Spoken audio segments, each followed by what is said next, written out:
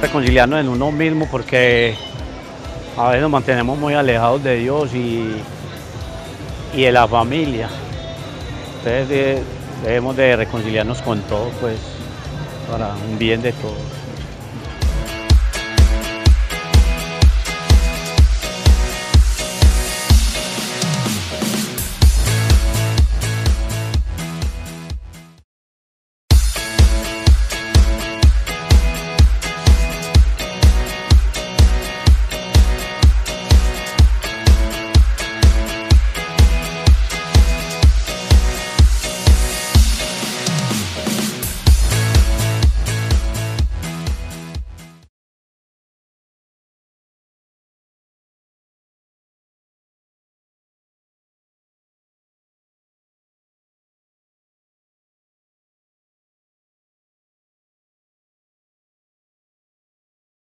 Miembro cofundador del portal de periodismo Las Dos Orillas.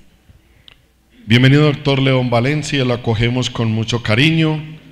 Sabemos muchas facetas de él, lo conocemos bastante, pero impresiona el conocimiento que tiene de la iglesia, de muchos obispos, de muchos sacerdotes, los conceptos que tiene doctor León. De pronto no es propiamente parte de la ponencia, pero qué rico que también nos hablara de esas cosas. Bienvenido, doctor.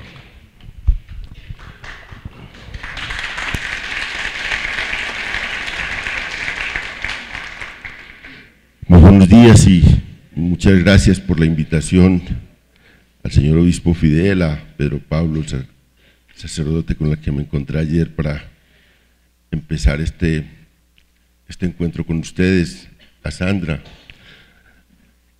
Me siento muy complacido de estar acá.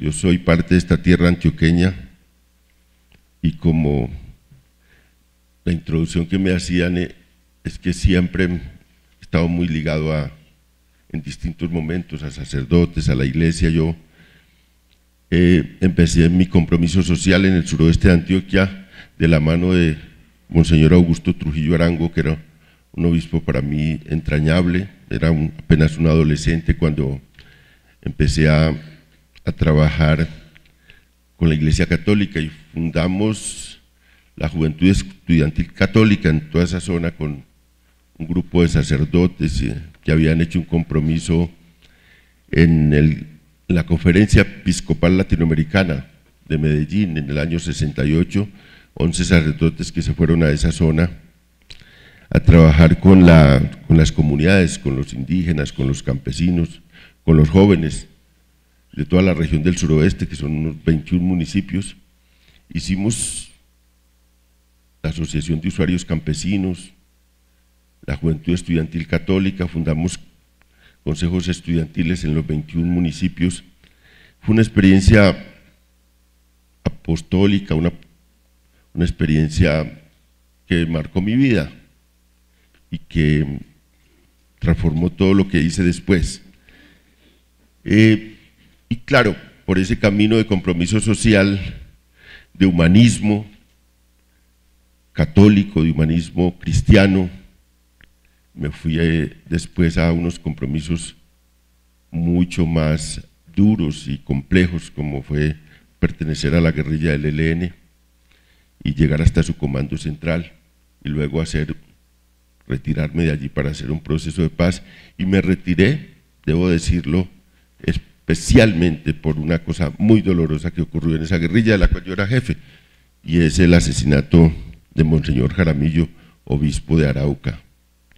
En ese momento me hundí en una crisis enorme, personal, porque a esta guerrilla yo llegué de la mano de los sacerdotes, con la figura de Camilo Torres Restrepo en el fondo, y me encontré con esta situación tan dolorosa allí, y en ese momento decidí retirarme de esta organización. Ahora estoy muy reconfortado, muy feliz de que Monseñor vaya camino a la santidad en la Iglesia Católica, porque fue un sacrificio absurdo el que hizo esta guerrilla de este gran obispo, que era un obispo sin duda muy crítico del ELN, pero de todas las violencias, con un compromiso. Yo después, en la obsesión por desentrañar lo que había ocurrido, dediqué varios meses a investigar con un grupo de mi fundación, hace muchos años, de la Corporación Nuevo Arcoíris, lo que había ocurrido, para descubrir todo el compromiso misional de Monseñor Jaramillo, para descubrir esa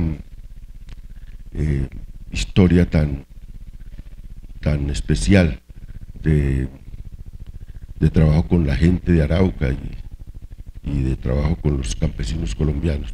De manera que sí, yo he tenido una relación con la iglesia siempre, y por eso cada que me invitan a este tipo de eventos concurro, saco el tiempo, a veces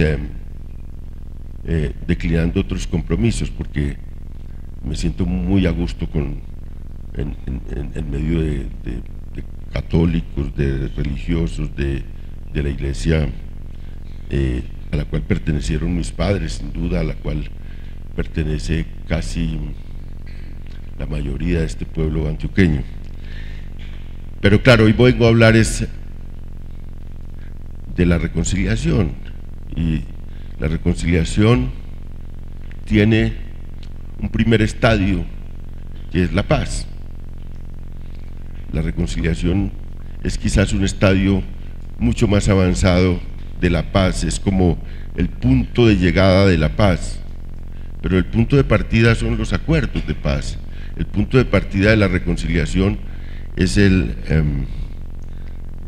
la posibilidad de una negociación de paz, que ya tuvimos un primer momento de esa negociación con las FARC, que ojalá lo tengamos con el Ejército de Liberación Nacional, y ojalá encontremos también una salida para todo el crimen organizado en Colombia y podamos dejar atrás toda esta violencia que nos ha agobiado durante 50 años o más de 50 años. Y voy a hablar entonces, a explicar o tratar de explicar en mi voz y desde mi punto de vista lo que ha sido estos últimos 20 años en Colombia de esfuerzos por la paz. Aquí ha habido 3 intentos en estos 20 años. Pónganle cuidado a esto. Hubo 3 intentos de hacer la paz. Y yo tengo unas calificaciones para esos intentos. Tengo una manera de mirar cada uno de esos intentos. El primero, para hablar acá, para no remontarme a historias de atrás, sino para coger los últimos 20 años, el primero fue el del Caguán, las negociaciones entre el gobierno del presidente Pastrana y las FARC. ¿Cómo llamo yo a esa paz? A ese intento de paz, una paz revolucionaria. Las FARC llegaron al Caguán después de haberle producido 17 grandes derrotas consecutivas al ejército colombiano y de haber ganado la guerra en el sur del país. Las FARC llegaron al Caguán con casi 20.000 guerrilleros. Eso es algo más grande o igual a los ejércitos centroamericanos.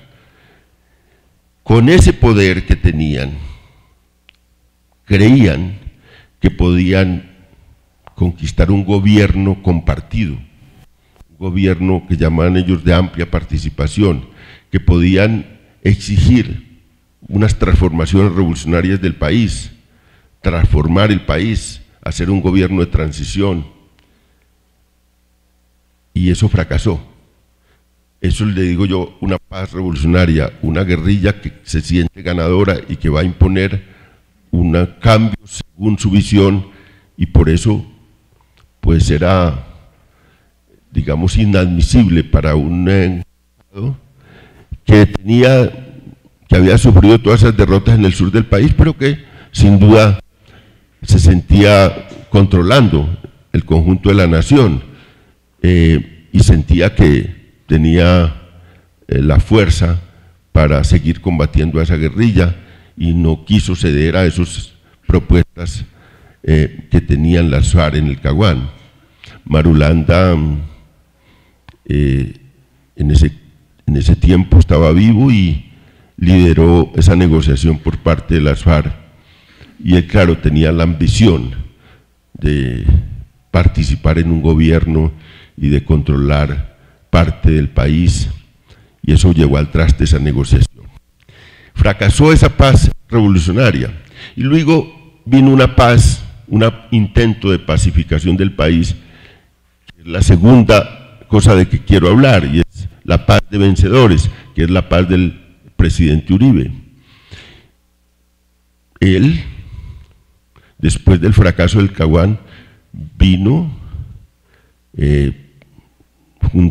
ya venía, digamos, el presidente Pastrana modernizando el estamento militar, pero el que le da el gran salto a los militares en Colombia es el presidente Uribe.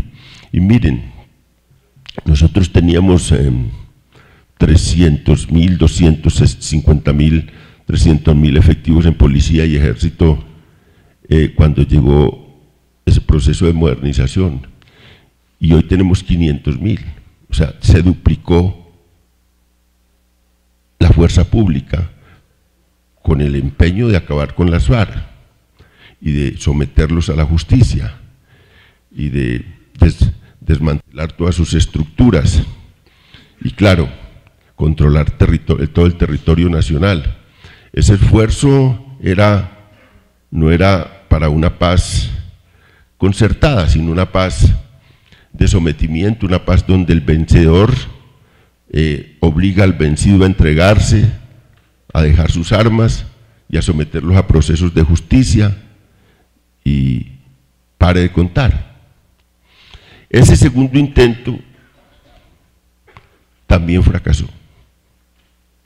El esfuerzo fue enorme del país. Nosotros saltamos no solo a duplicar la fuerza pública, sino que estuvimos gastando 5.1 del PIB en defensa. Esa cifra es difícil de concebir para la gente, pero 5 puntos del PIB es una inversión que salta por encima de todas las inversiones nacionales e internacionales. El Producto Interno Bruto, en el caso de toda la región, el promedio es un 1.8, 2 puntos del PIB en toda América Latina para la defensa, y en Estados Unidos es 2.5. Nosotros íbamos a gastar el doble del Producto Interno Bruto de Estados Unidos, pues en el caso de la proporción nuestra, en esta guerra. Fue un desangre económico enorme de la nación, pero igual fue un desangre físico, durísimo, un dolor enorme. Yo que le hago seguimiento a todos estos procesos y que me dediqué durante 20 años, 15 años después de salir de la guerrilla a contar combates, haciendo seguimiento al conflicto, contar muertos, contar viudas y huérfanos en un ejercicio dolorosísimo para mí, pues sé de esas cifras. Ya hoy están más oficializadas todas esas cifras, antes nadie las llevaba, pero miren, son 8.430.000 víctimas en el registro único de víctimas del Estado. O sea que el 15% de los colombianos tuvieron algo que ver directamente con este conflicto en la condición de víctimas. 220.000 muertos registró el Centro de Memoria Histórica, que también es una institución oficial. 80.000 desaparecidos, 34.000 secuestros. Eso es un holocausto. Piensen ustedes, piensen. Chile, las personas acá de más edad, o de la edad mía, que tampoco es que sea muy viejo,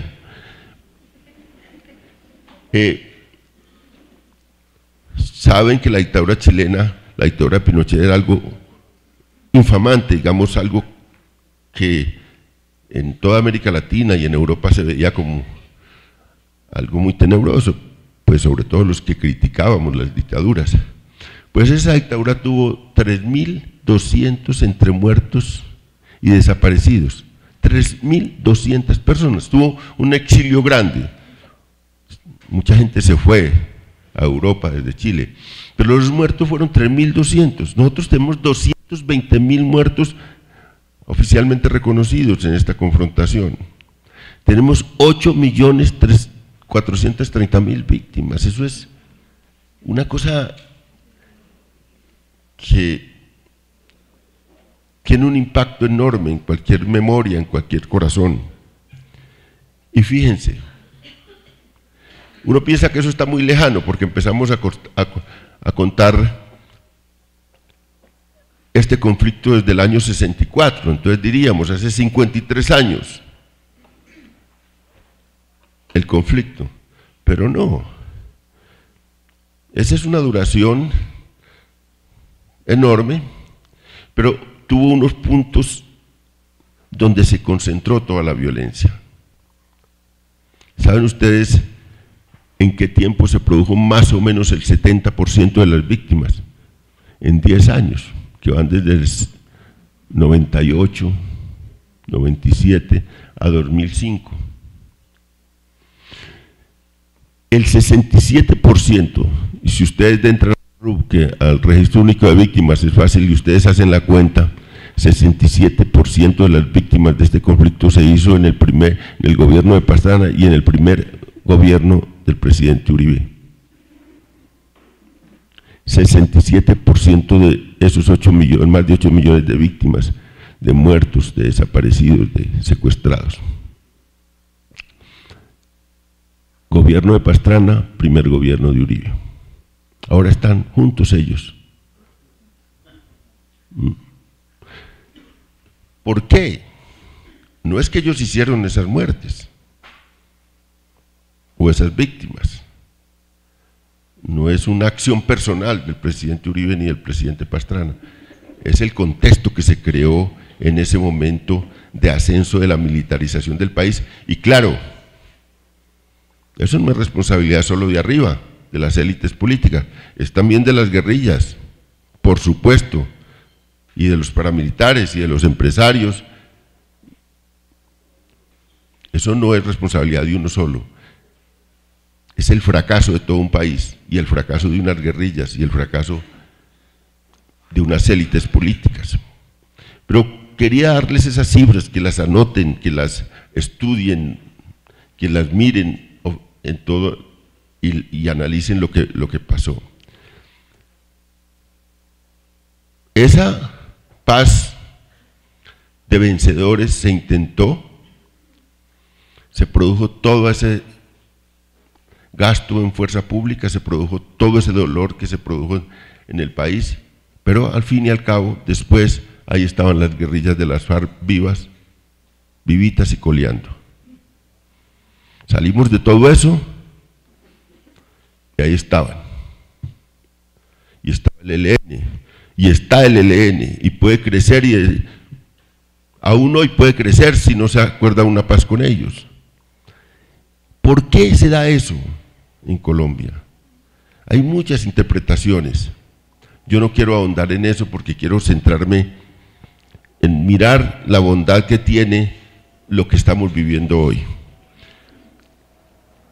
Esa paz de vencedores fracasó, no se pudo someter a la justicia, desarticular y someter a la justicia a las FARC ni al ELN. Y a los paramilitares se hizo una negociación con ellos que atrajo una parte muy importante de esos paramilitares a la vida del país, que sacó de la guerra a un grupo muy importante de colombianos, sin duda, y hay cosas exitosas en ese proceso. Pero también debemos reconocer el 80% de los mandos medios de esas fuerzas paramilitares quedó ahí, y luego creó las bandas criminales que estamos soportando hoy. También en eso hubo una parte de fracaso, aún en eso que fue visible para el país, la negociación. Aún ahí el éxito es relativo, el éxito es parcial. Sacamos a una parte de esa gente a la vida civil y dejamos a los mandos medios que luego organizaron eso. Los Úsuga de Urabá fueron parte de las huestes de Castaño. Claro, habían sido parte también del EPL, y es una violencia reciclada y dolorosa que nos ha atormentado. Entonces fracasó la paz revolucionaria de las FARC, la que pretendieron las FARC en los años 90, finales de los 90, principios del siglo, pero fracasó también la paz de vencedores, la idea de someter a esta guerrilla. Y yo creo que una parte de la élite política colombiana, encabezada por el presidente Santos, se dio cuenta de eso, se dio cuenta de que, bueno, ahí están las FARC, el ELN, también las BACRIN, ya hicimos el intento y gastamos todo para acabarlos por la vía militar. Entonces se le ocurrió la idea de insistir en una negociación, en un tercer intento de paz. Este es el tercer intento de paz en 20 años, una paz concertada, una paz sin vencedores ni vencidos, una paz con un esfuerzo enorme, con un sacrificio enorme de todo el mundo, de todos los que se metieron en ese proceso. Porque, mire, el presidente Santos se la jugó a eso. Tiene el 12, 14, 15, a veces el 20, 25% en las encuestas. Sale como un presidente, la historia quizás lo reivindique hacia adelante. Pero ahora es un presidente de los más impopulares en Colombia. Estos 7 años ha hecho un esfuerzo.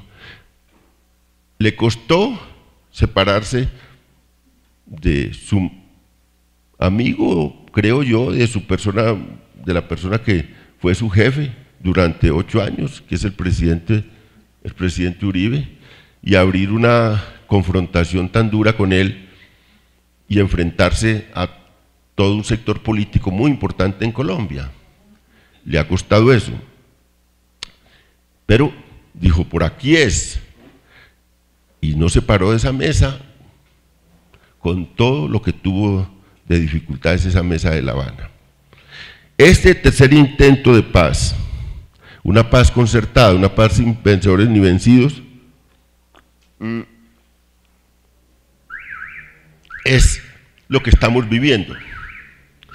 Cuando dicen que no es la paz perfecta, que es una paz imperfecta, pues creo yo que se equivocan. ¿Qué es lo perfecto? Lo perfecto es lo posible, lo que nos acaba de sacar de una guerra tan dolorosa como la que acabo de describir. Entonces hay una gente dejando las armas, 7.132 armas, dijo la FARC. Claro, después de recibir esa ofensiva tan enorme del presidente Uribe, después de tener 20.000 efectivos, terminaron con 7.000 guerrilleros. ¿Y quiénes son esos guerrilleros? Ustedes saben, sobre todo los que tienen una relación con el campo, cuando el campesino dice, oiga, esa es la macana de ese árbol, es lo que queda después de usted quitarle las capas blandas a un árbol, que queda la macana, la parte más fuerte. Esa gente es eso. Si ustedes estudian lo que la Universidad Nacional hizo sobre la caracterización de esos guerrilleros, una buena parte tienen entre 20 y 30 años de estar militando en esa guerrilla. Buena parte son gente ya, todos veteranos de la guerra, porque después de tener 20.000, cuando se les fueron encima, la gente recién entrada, los jóvenes que pensaron que salían del Caguán para Bogotá, toda esa gente que se vinculó a último momento, pues se retiró, no aguantó el tropel de la guerra. Los que aguantaron son estos que quedaron. Entonces murió mucha gente, desertó mucha gente, se fue mucha gente y quedó esta macana que son 7.000 más unos 15.000 milicianos. Y entregaron más armas que guerrilleros. Sin embargo se dice, oiga, qué desconfianza, ahí dejaron quién sabe cuántas armas. Dicen que entregaron 949 caletas. Entonces, ¿cómo se mide esto? ¿Con qué vara se mide esto? ¿Sabe cuánto entregaron los paramilitares? Media arma por cada guerrillero, o sea, por cada paramilitar. 2 paramilitares, un arma. Estos, un guerrillero y más de un arma. Esa es la realidad. Y si vamos a las caletas, vamos a tener todo un material mucho más amplio, que fue el material que ellos escondieron en el momento en que iba saliendo gente en esa ofensiva militar tan dura que les hicieron. Y con razón, el ejército y el Estado tenía que defenderse y tenía que irse sobre las guerrillas. Eso nadie lo discute. Pero lo que tenemos es una entrega de armas a el Consejo de Seguridad de Naciones Unidas, el organismo que reúne a las potencias del mundo, el que más sabe de guerras, el que organiza o desactiva todas las guerras del mundo. O sea, no se les va a engañar tan fácil. Se les entregaron, las FARC les entregó esas armas. Y ese espectáculo, para llamarlo de alguna manera, o esas imágenes, fue muy indiferente el país frente a esa realidad de terminación de esa guerra con las FARC. No había un alborozo después de terminar con 50 años de confrontación y de que una guerrilla impresionante, de las guerrillas que más ha resistido ofensivas en el mundo, entrega su arma y dice voy a la vida civil. Y no es tan fácil venir a la vida civil en un entorno como el que vivimos.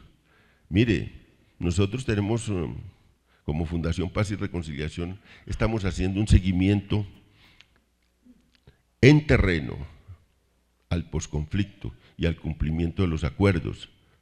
Dividimos las zonas de conflicto en 17 subzonas. Tenemos 2 investigadores por región. Tenemos un grupo de 3 investigadores en Bogotá haciendo el seguimiento y ya llevamos el segundo informe. Hace 2 semanas presentamos el segundo informe, ¿cómo va la paz? Con un semáforo en verde, lo que va bien, en amarillo lo que tiene algunos problemas y en rojo lo que va mal. Y van muchas cosas mal. Van muchas cosas mal. El país no está respondiendo tampoco a muchas cosas de ese acuerdo de paz. Pero van cosas bien y nosotros nos interesa hacer informes independientes, equilibrados, donde planteemos. Estamos hablando, y quiero decirles, estamos hablando entonces de la primera fase de la reconciliación, que es que dejen las armas, que acordemos un proceso de paz, que dejen de disparar, que se venga esa gente a la vida civil, que se someta a procesos de justicia. Se van a someter a tribunales de justicia. La justicia especial para la paz son tribunales que los van a condenar y los van a avergonzar y les van a decir usted cometió estos asesinatos. A la Comisión de la Verdad también tienen que ir a contar lo que hicieron. Ya de hecho el proceso de paz les impuso, que vayan a las comunidades a pedirles perdón, y estuvieron en Bojayá, y los habitantes de Bojayá y la gente de Bojayá me ha dicho fue un acto que nosotros consideramos sincero, que las FARC fuera allá a pedir perdón por una cosa tan horrible, tan horrorosa como lo que hicieron en Bojayá. Y fueron a los diputados del Valle y reconocieron una cosa que nunca habían reconocido en Bogotá, el ataque al Club del Nogal. Están en eso, porque se los impuso la paz, no porque quisieron. Al principio no querían. Nadie quiere ir a reconocer unas vergüenzas como las que fueron a reconocer ellos. Nadie quiere avergonzarse ante la gente.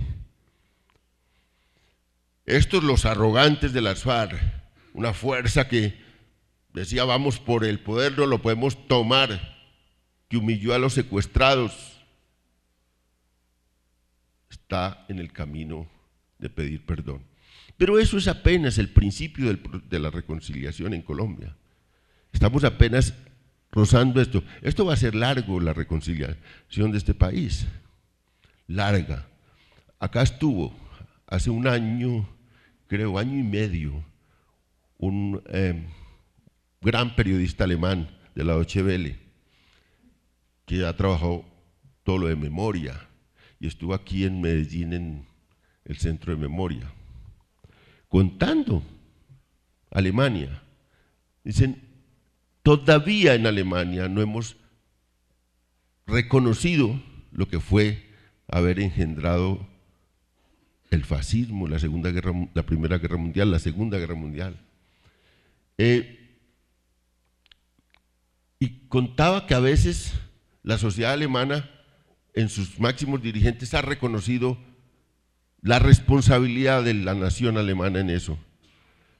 Y de pronto llega otro y retrocede y critica esa declaración y vuelve a quedar otra vez en suspenso las grandes responsabilidades de Alemania. Y las heridas de Alemania todavía no han sanado. Los que han ido a Europa, los que ven Alemania, ve todavía la distinción que partió a Berlín en dos, el muro, la vergüenza del muro, y ve lo que aconteció en toda Europa. Entonces estamos empezando el proceso de reconciliación. Nos falta tanto porque es que las principales fuerzas políticas del país todavía no aceptan que aquí tuvimos una responsabilidad. Yo tuve una responsabilidad. Las élites políticas tuvieron una responsabilidad. Fracasamos porque las cosas no se miden por las convicciones ni por las intenciones, sino por los resultados. Yo he contado en los libros que he escrito, en uno, Mis años de guerra, la nobleza de las enseñanzas que yo recibí del padre Ignacio Betancourt. Las enseñanzas que yo recibí de un obispo que no era un obispo con grandes discursos sociales, no, era un obispo bondadoso y comprensivo de lo que hacíamos una parranda de jóvenes que nos metimos bajo su sotana para trabajar por la gente. No era un obispo que tuviera, Ignacio Betancourt sí, era un cura que estudiaba, que tenía ideas sociales, que tenía ideas revolucionarias, ideas de cambio. Yo me fui con una cosa de una nobleza enorme. Esas convicciones eran dar la vida por la gente, era encarnar lo más lindo del cristianismo, que es encarnar en el pobre, encarnar en el otro. Eso me llevó allá.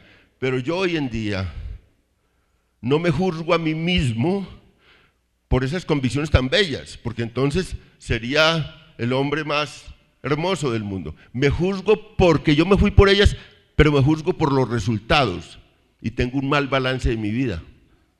Digo, yo ayudé en un tiempo a organizar este conflicto. Por eso después me dediqué día por día, noche por noche, a tratar de terminar este conflicto, porque yo tenía responsabilidad en eso.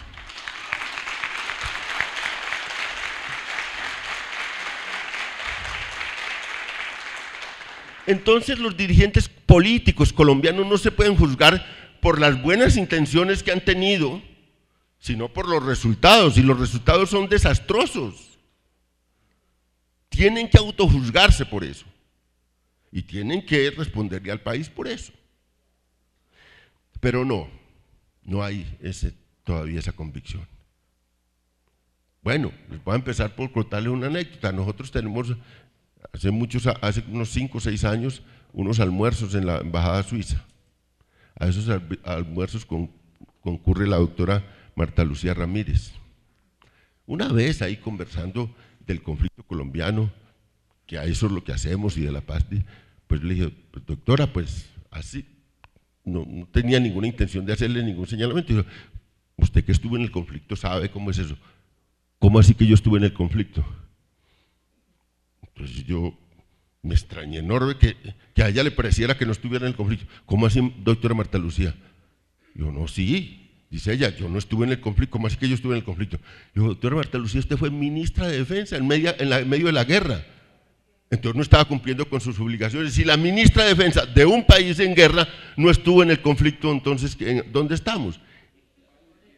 Y yo vi en ella un desconcierto y una sinceridad que pensé, no lo está diciendo de cínica, lo está diciendo porque lo cree que no estuvo en el conflicto.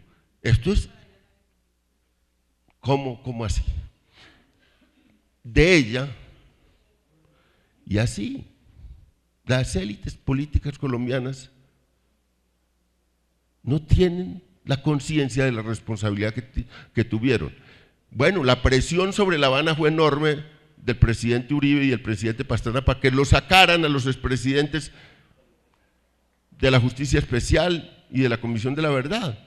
Y finalmente Santos y el gobierno y las mismas FARC tuvieron que ceder que ellos no concurren a todos estos procesos de verdad y de justicia. Y aún hoy han hecho una alianza es precisamente para eso, para tratar de ganar las próximas elecciones, volver trizas el proceso de paz y que nadie responda por lo que ocurrió en el país. Imagínense qué tan atrás estamos en el proceso de reconciliación. Con las personas que me he encontrado ayer y hoy, pocas después de llegar ayer tarde y hoy, lo que he visto es aquí una gran sensibilidad, una cosa especial. No pude ir a ese concierto anoche, yo estaba supremamente cansado y tuve que recluirme a descansar, pero me dijeron que había un sentimiento enorme. Y eso es para mí, me puede alimentar el espíritu 6 meses, verlos a ustedes, encontrarme con ustedes y recibir esta energía, esta cosa tan especial. Pero debo decirlo, desafortunadamente, tengo una desilusión enorme con mi iglesia católica, con la iglesia católica colombiana. Las jerarquías no estuvieron a la altura en el plebiscito para respaldar un proceso de paz, una dejación de armas. La mayoría de los obispos estuvieron en contra de eso. Lo sé de cierto. ¿Cómo ocurre eso? Mi pueblo antioqueño, católico hasta la médula, votó, decidió la votación del país en contra de ese acuerdo, que es un acuerdo sin vencedores ni vencidos y que tiene la bondad de sacarnos, de desarmar a una guerrilla y de sacarnos de esta guerra. Ah, claro, la gente piensa, ¿y por qué la gente se opone? Yo entiendo a Pastrana y a Uribe, pues si tuvieron el 67% de las víctimas de todo el conflicto, los entiendo. Hay que tener la entereza moral, hay que tener la fibra y la valentía de uno ponerse ante la historia, ante la gente, a reconocer sus errores y sus limitaciones, y a no autojuzgarse por las intenciones, porque yo conozco gente que no habla, que no dice, que no tiene mayor discurso, pero de una bondad infinita que se entrega a la gente a compartir. Conozco a otros que alardean con convicciones, con ideas, con juicios morales, y su vida es un desastre en su relación con los demás y con las demás personas. Pero aún si hay coherencia entre unas convicciones y un hacer, uno tiene que pensar no solo en la justeza de esas convicciones y en su consecuencia con ellas, sino también y especialmente en los resultados que da. Yo viví con el cura Pérez muchos años, o muchos no, 5 años, todos los días viéndome con el sacerdote. Y puedo decir que la coherencia, la humanidad que expresaba y todo esto, él, la disciplina, la religiosidad del cura Pérez, era una religiosidad absoluta. Yo creo, aún en la guerrilla, dirigiendo una guerrilla, yo creo que la reflexión diaria, la oración diaria que la hacía a escondidas, era permanente. Nosotros que éramos los demás mandos de la guerrilla, nos sometía a una cierta manera de ser de la iglesia, y ahí estábamos. Pero vamos a juzgar al cura Pérez por esas convicciones, por esa disciplina, por ese compromiso. No, tenemos que juzgarlo también por los resultados que dio armar esa guerrilla, y no han sido buenos, no han sido buenos. Y la historia tendrá que decir, oiga, este señor muy bien tal, pero hizo cosas desastrosas para la sociedad colombiana y para el pueblo colombiano. Pero nos tenemos que someter a eso para la reconciliación. La iglesia tiene una cosa, la iglesia católica tiene un tránsito que a mí me parece de una belleza enorme, y es primero reconocer los pecados, hacer la contrición, el avergonzarse y una penitencia. Yo creo que estamos obligados en Colombia en eso, a mirar lo que hicimos. Entonces hay yo estoy haciendo en este mundo, nunca lo hago afuera, pues mi confesión de la relación que he tenido con la iglesia, porque estoy en este mundo, pero yo no alardeo de eso, nunca, ni en mis columnas, ni en mis escritos, en mis discursos, no me oirán nunca eso. Tengo cosas profundas aquí en mi corazón, pero no alardeo de eso. Pero hay unos políticos colombianos que alardean de eso, que todos los días, cada que pueden, invocan a la Virgen, invocan a la Virgen María, que invocan a Cristo, pero su vida no es un dechado de virtudes, y yo nunca los he visto tampoco pidiendo perdón. Al contrario, están exacerbando el odio en Colombia de manera atroz y mantienen la bandera de la confrontación en sus manos. Yo no sé qué cristianismo hay, no sé ahí qué espiritualidad y religiosidad hay, no sé, no lo sé. Me parece una cosa, pues, horriblemente contradictoria, sí. Entonces, yo tengo la mala noticia para ustedes de que la reconciliación no es en Colombia un propósito de la dirigencia del país. Entonces estamos muy lejos. Y hay asomos en alguna gente de eso de reconciliación, asomos, pero eso no se ha sentado en Colombia. Porque la primera reconciliación es política. Estamos en el panel de la visión sociológica y política de este conflicto. Quizás ayer hay reconciliaciones entre la víctima y el victimario, cosas bellísimas en Colombia. Hay reconciliación entre familias. Es decir, hay cosas pequeñas que tienen un valor enorme, pero la gran reconciliación, la reconciliación política, social, el ponerle la cara a lo que hemos hecho, el contar esta historia con todas las voces, eso está empezando. Una de las cosas más bellas que tiene todo el humanismo cristiano y católico es esa idea de la reconciliación. Y a ustedes les toca hacer un trabajo enorme en este país, enorme, y en Antioquia, por supuesto. Tenemos un gran acontecimiento en un mes, la llegada del Papa, la concentración, el evento del Papa en Medellín. ¿Cuánta gente puede ir? 1 millón de personas quizás.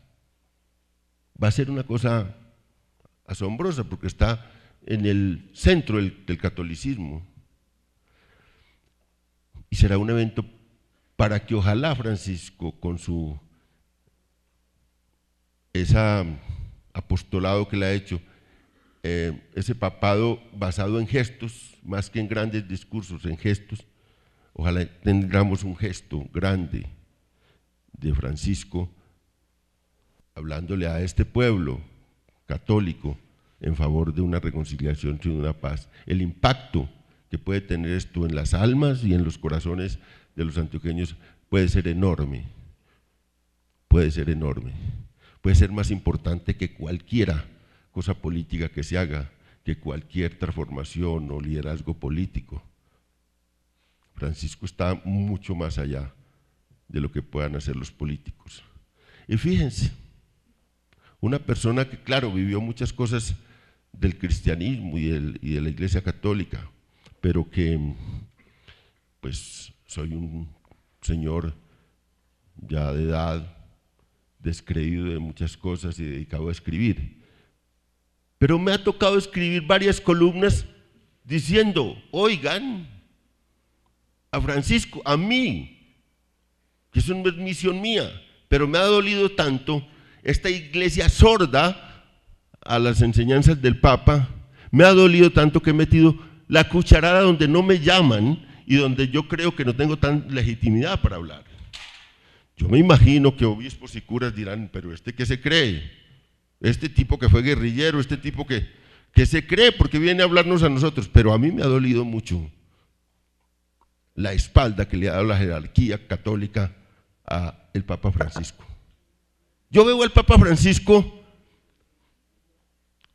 en una locución apoyando el proceso de paz y después a los 15 días veo a los jerarcas de la iglesia diciendo somos neutrales ante el plebiscito. ¿Qué es eso?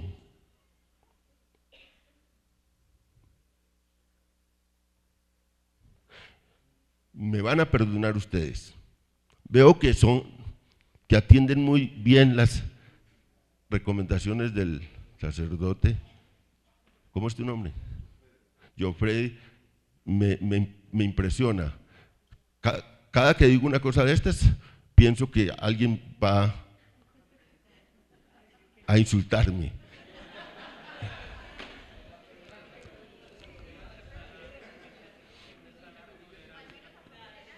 Mi amigo Darío Echeverry, que estuvo ayer, el sacerdote Darío Echeverry, que es amigo personal mío, fui yo a un evento de Red Pro de Paz y dije cosas parecidas. Él se enojó mucho y se paró y me dijo cosas bastante dolorosas para mí, ¿no? Pensé que aquí iban a hacer lo mismo, pero veo que es una gente muy respetuosa.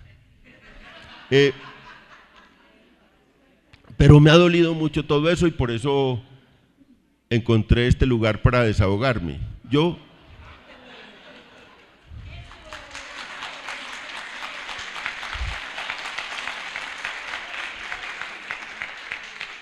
tengo esa cosa triste del último año con la Iglesia Católica, pero de verdad ustedes pueden jugar un papel muy importante, por eso, porque el pueblo los escucha, la gente los escucha, la gente más humilde, porque ustedes están viviendo con la gente más humilde, porque ustedes están en los campos, porque no hay institución más extendida que la iglesia en las zonas más deprimidas, más pobres y más sufridas de este país. Acabo de estar en Ismina, Chocó, en el seminario, dormí también allá en el seminario y me fui con un sacerdote, un antioqueño, Padre Zapata, con él, con toda esta pobreza en el Chocó. Después escribí una columna sobre eso porque era ver, digamos, lo que es Chocó, lo que es esa afrenta a la sociedad y al país y al mundo, lo que están viviendo esas comunidades negras en el Chocó, devastadas por la violencia, en un departamento donde todo es ilegal, porque no hay nada de trabajo legal posible. La única empresa legal que había era la empresa de licores que producía el aguardiente Platino, ya la vendieron a Caldas, ya la producen en Manizales. Entonces, ustedes tienen un papel muy grande y por eso pues me siento muy complacido de estar aquí con ustedes, de decirles estas cosas. Esta paz hay que protegerla, esta paz hay que ayudarla a salir adelante y hay que empezar la reconciliación de este país. No nos tocará a nosotros los que estamos acá, no nos tocará ver la reconciliación de este país, pero tenemos la obligación de ayudarlos, de ayudar a esa reconciliación. Y cada uno podemos poner nuestro granito de arena. Algunos tenemos obligaciones éticas y políticas más grandes, yo entre ellos, pero todos tenemos una obligación con estos procesos. Y les agradezco mucho de verdad esta invitación y les agradezco que me hayan oído con tanta tranquilidad y que me hayan respetado cosas duras que he dicho. Muchas gracias.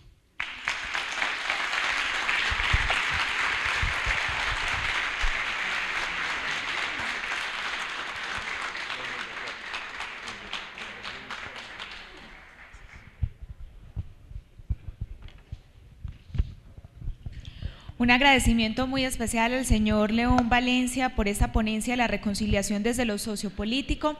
Ahora lo invitamos a responder algunas de las inquietudes que ha generado pues el público espectador, así que en este momento los colaboradores de la Pastoral Social recolectan las preguntas para esta ponencia y daremos un espacio cercano a los 10 minutos para dar respuesta entonces a estas inquietudes, padre. Les recordamos que también en minutos vamos a tener el conversatorio número 3, la reconciliación en lo sociopolítico, con la presencia del señor Luis Alfredo Ramos, exgobernador de Antioquia, también del señor Benjamín Cardona, de la presidencia colegiada del Consejo Provincial del Oriente Antioqueño y moderado por el señor William Ospina.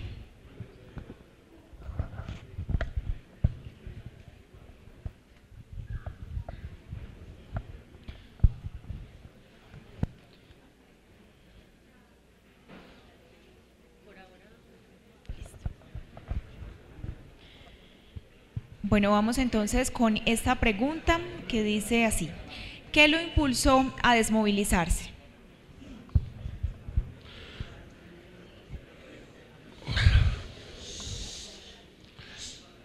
Esta pregunta, pues es una pregunta que la voy a responder tratando de hacer un esfuerzo de honestidad con esto. Yo me fui a la guerrilla, como lo dije antes, con una escala de valores, que era la justicia social, la democracia, la participación de la gente, el respeto, la dignidad de unos campesinos y unos indígenas con los que yo viví la adolescencia y trabajé, y de la mano de estos obispos, de este obispo y de estos sacerdotes, me fui a la guerrilla, impulsado por estas ideas de la teología de la liberación. Y en la guerrilla, en hechos como la muerte de Monseñor Jaramillo, descubrí una cosa, que más importante que todas las ideas de justicia, que todas las ideas de dignidad, que toda esa apuesta por los pobres, más importante que eso es la vida. Y a mí la guerrilla me cambió la escala de valores y puso la vida encima de todo. Cuando yo sentí eso, dije, me voy de acá así, pase lo que pase, y busqué un acuerdo de paz. Y lideré un grupo grande, para mí grande, de compañeros y compañeras del ELN para venir a la paz. Fue un cambio en la escala de valores, fue el hecho de que más importante que cualquier idea es la vida del ser humano. Y por eso me vine. Después también hay otras razones políticas, de decir, ay, no íbamos a ganar la guerra, la inutilidad de toda esta confrontación armada, pero ya son reflexiones políticas. Pero había una cosa muy de valores que me hizo venirme y aquí estoy. Bueno, y la siguiente pregunta dice así: usted afirma que el proceso con las AUC fue un cierto fracaso. También en las FARC hay disidencias. ¿No cree usted que ese proceso también es un cierto fracaso? Por supuesto, hay signos preocupantes. Podremos evaluar luego hasta dónde llegan esas disidencias de las FARC. Nosotros en nuestro informe ¿Cómo va la paz? decimos, ese punto está en rojo. Hay una disidencia preocupante en el sur del país, unos 300 efectivos de las FARC, y es una preocupación enorme. Dentro de unos años valoraremos qué tanto crece esa disidencia o se disuelve esa disidencia y podremos tener una idea del significado que tuvo la paz con las FARC. Siempre la distancia da más objetividad. Y cuando decimos que hubo en la negociación con los paramilitares cosas también en verde y en rojo, lo decimos también buscando un equilibrio. El proceso con los paramilitares tuvo muchas cosas buenas, pero tuvo cosas malas. Mirado a la distancia, podríamos decir cuánto porcentaje fue bueno, cuánto mal. No sé, yo diría que 70-30 o 40 o 60-40. Pero fue advertido también, nosotros lo advertimos. Lo advirtieron los propios paramilitares. Una carta de Báez desde la cárcel de Itagüí a comisionado de paz le decía, ojo, el 80% de los mandos medios están por fuera del proceso de paz. Ojo, comisionado, ojo, presidente Uribe. No se le paró bolas a eso. Pero seguramente este proceso también tendrá muchos lunares. Hay una cosa que es esperanzadora y es el grueso de la dirigencia de las FARC, la mayoría, el 99% vinieron, acordaron y están cumpliendo ese proceso de paz. Y es posible que logren, también eso depende del Estado, de los estímulos, de los incentivos del Estado para todas esas fuerzas, porque no hay que olvidar que muchos de esos guerrilleros que están desertando también tienen una imagen, y es que prometieron indultos y amnistías, y eso los presos de las FARC tuvieron que hacer una huelga. Prometieron organizar unas zonas veredales de concentración y fueron un desastre. Las 26 zonas. Hoy ya van a salir de esas zonas. Hay 3 terminadas. Solo 3 después de que ya cumplieron su función. La mayoría nunca se adecuaron suficientemente. Y un Estado tan sofisticado como el colombiano no fue capaz de hacer eso. También hay responsabilidad, como hubo responsabilidad de la respuesta del Estado en el caso de los paramilitares. Entonces, el que hace la pregunta tiene toda razón. Aquí también hay muchos problemas en este proceso de paz. Y lo hubo en el caso de los paramilitares. Pero hay diferencias importantes y lo que tenemos ahora es la obligación de salvar esto y todos tenemos un papel que hacer ahí. Bueno, la siguiente pregunta. ¿Qué características debe encarnar el próximo gobierno para respaldar el proceso de paz y a la vez no encaminar a Colombia hacia realidades sociopolíticas fallidas? Aquí hay unos fantasmas con el que asustan para atacar la paz, asustan a los colombianos. Esos fantasmas son muy eficaces políticamente. Por ejemplo, Venezuela, el desastre enorme de Venezuela, lo ponen como un coco, es que vamos hacia allá, vamos hacia Venezuela, este acuerdo de paz nos va a llevar a lo que es Venezuela. No tiene la menor posibilidad de que eso ocurra.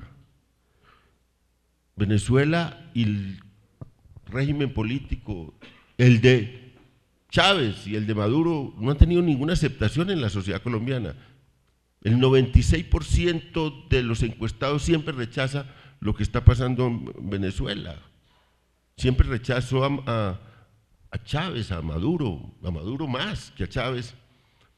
La sociedad colombiana no tiene la menor posibilidad de aprobar un proceso de ese tipo. Tanto que los dirigentes políticos de izquierda que alguna vez estuvieron asociados a Chávez o a Maduro, se retiraban inmediatamente apenas veían el rechazo mismo que tiene la sociedad colombiana a un tipo de sociedad como la que se gestó allá con el gobierno del presidente Chávez y ahora de Maduro. Petro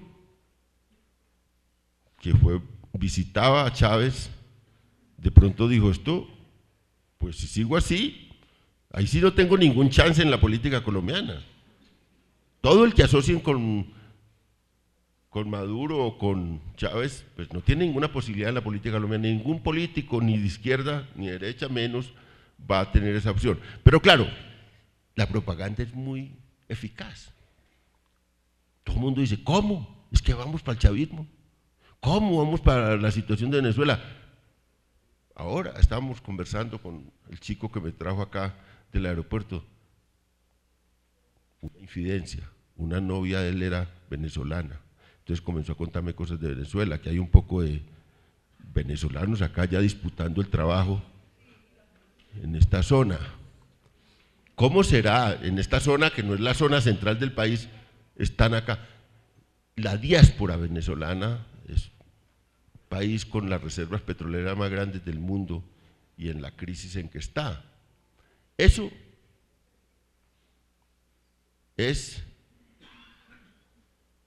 injustificable, pase lo que pase. Maduro podrá explicar, teníamos el barril a $120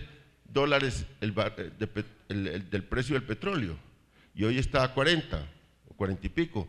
Es como si a uno en la casa gana 3 millones de pesos y de pronto un día dice no ganas ni 1 millón de pesos, pues, y el alquiler de la casa le vale más que el 1 millón de pesos. Así quedó Venezuela, pero, y eso puede ser alguna causa, pero en general ha sido muy mal administrado Venezuela. Entonces, no hay ninguna posibilidad, y aquí, pues, asustan con eso. El próximo presidente, ya uno no pide mucho en Colombia. Antes, cuando yo estaba adolescente, soñaba, y como me crié aquí en ese pueblito entre Andes y Pueblo Rico, y llegaban allá revistas del socialismo, y yo decía, oiga, es posible en la tierra y en el mundo crear unos regímenes políticos favorables a la gente, y me ilusioné, y líderes políticos que respeté mucho, pero ya uno pues ha perdido la inocencia totalmente. Entonces dice, ¿qué pide para un presidente? Que sea honrado. Ah, gran dificultad.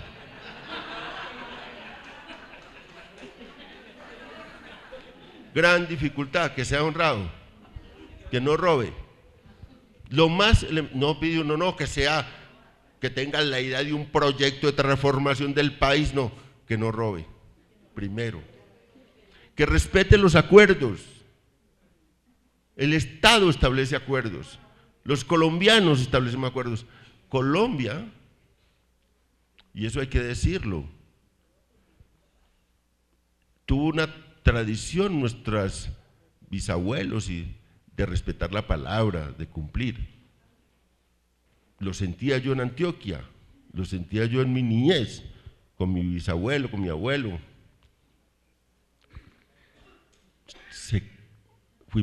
Perdimos eso. Hoy en día Colombia es un país, lo digo con dolor, de tramposos. La trampa es un rasgo nacional. Todo el mundo está bregando a hacerle trampa al otro. Lo digo de todos los lados, los pobres, los ricos, los de clase media. Rescatar la palabra, el compromiso. Ahora dicen, no, acabemos con esos acuerdos. Oiga, 6 años tratando de hacer unos acuerdos. Segunda característica, que sea honrado y que cumpla estos acuerdos. Y ahí yo casi pararía, porque, digamos, para no decir, no, un estadista, el último estadista, dicen que fue un señor López, el último, hace tantos años, en Colombia, a la dirigencia política es decepcionante. Entonces, las características, por lo menos, que no robe, que cumpla estos acuerdos, que sea sensato, que logremos aprovechar la riqueza que tenemos en Colombia, unas riquezas inmensas en recursos naturales, unas riquezas inmensas en el potencial de la gente, un país de una capacidad de trabajo enorme, porque hay que decirlo, y en eso la comparación con la región, a veces uno pues comete muchos errores en la calificación de la gente, pero comparativamente el espíritu de emprendimiento y la capacidad y el esfuerzo y el tesón de los colombianos superan Por ejemplo, los venezolanos, tengo muchos amigos venezolanos, muy queridos, muy lochos también, ¿no? Pero aquí hay una capacidad enorme para aprovechar, entonces diría un presidente y unas fuerzas políticas, no está fácil. Hay 30 y pico de candidatos y deja mucho que decir que hayan tantos candidatos. Y las elecciones van a ser otra vez unas elecciones polarizadas, y hay que buscar, digamos, una coalición de gobierno. Nadie va a llegar solo al poder, nadie, ninguna fuerza política va a llegar solo, tiene que hacer coaliciones y ojalá se arme una coalición grande, importante, en favor de la reconciliación y en favor de la paz del país. Es lo único que espero. Y mi voto va por la fuerza política y la coalición que encarne eso. No tengo candidato. El día que en la primera vuelta, el que vea que hay una coalición decente de gente, que voto por esas. No tengo ninguna definición, porque de verdad estamos en una situación política muy difícil en Colombia por la polarización y por las amenazas que hay para deshacer todo lo que hemos ido con tanto esfuerzo construyendo. Muy bien, la reconciliación en lo sociopolítico, la ponencia del señor León Valencia, director de la Fundación Paz y Reconciliación. Muchas gracias por acompañarnos en este congreso.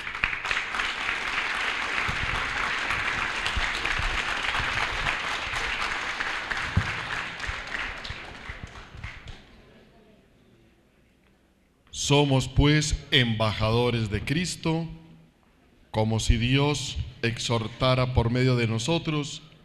En nombre de Cristo os suplicamos, reconciliaos con Dios.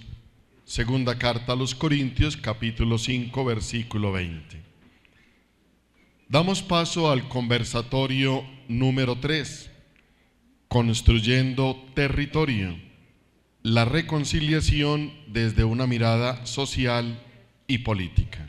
Conversan el señor Luis Alfredo Ramos, exgobernador de Antioquia, el señor Benjamín Cardona de la Presidencia Colegiada del Consejo Provincial, también del Oriente Antioqueño, y modera el señor William Ospina. Solamente contextualizamos estas queridas personas, sabemos de ese currículum tan fuerte que ellos tienen. El doctor Luis Alfredo Ramos es abogado y político, nacido en el municipio de Sonsón, Antioquia, estudió Derecho en la Universidad de Medellín y